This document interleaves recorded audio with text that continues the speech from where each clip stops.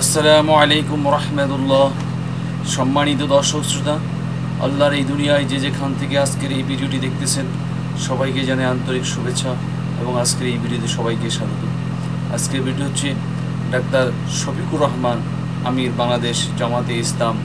তো তিনি মিটফুডের ঘটনা কি পোস্ট করেছেন, যেমন সেই পোস্টে আমরা কি লিখেছি, যেমন আমরা বিস্তারিত দেখি তার কি বক্তব্য, তিনি কি পেশ করেছেন। মিটফুডের ঘটনা বিদেশে অবস্থানরত থাকা অবস্থায় জেনে সকল ভাষা হারিয়ে ফেলেছি। এ কোন যুগ, কোন সমাজ! প্রকাশ্য দিবালোকে একজন ক্ষুদ্র সাধারণ ব্যবসায়ীকে শুধু চাঁদা দিতে অস্বীকৃতি জানানোর কারণে শত শত মানুষের সামনে কতটা নির্মমভাবে হত্যা করা হলো। যে ক্ষতিগ্রস্ত মজলুম পরিবার, আমরা তোমাদের কাছে লজ্জিত। হে ব্যবসায়ী ভাই সোহাগ, তোমার এই পরিণতি হওয়ার আগে সত্যিকারের কোনো প্রতিরোধ গড়ে তুলতে পারলাম না। এই জন্য আমরা আন্তরিকভাবে লজ্জিত। হে সমাজ জেগে উঠো, মানুষ হিসেবে বেঁচে থাকার প্রমাণ দাও। মনে রেখো, আজ তুমি কারো বিপদে চুপ থাকলে আগামীকাল তোমার উপরও এর চেয়েও বড় বিপদ এলে তখন তুমি কাউকে পাশে পাবে না।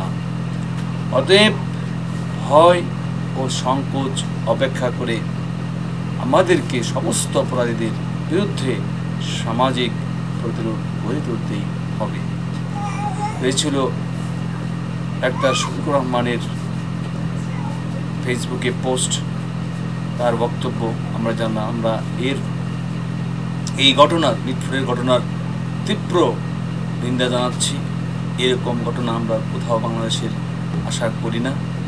এরকম ঘটনা যেন না ঘটে, সেই জন্য আমরা জনসাধারণ যারা আছি প্রত্যেকেই শুধু প্রশাসনের উপর যে না থেকে আমরা সরাসরি যেন আমরাও কিছুটা হলেও কিছু উদ্যোগ যেন নিতে পারি।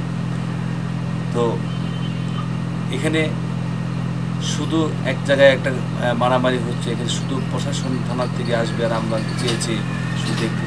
সেখানে একটা সমাধান দেওয়ার চেষ্টাও আমাদের করতে হবে, যেন এই খুন খারাপি না হয়।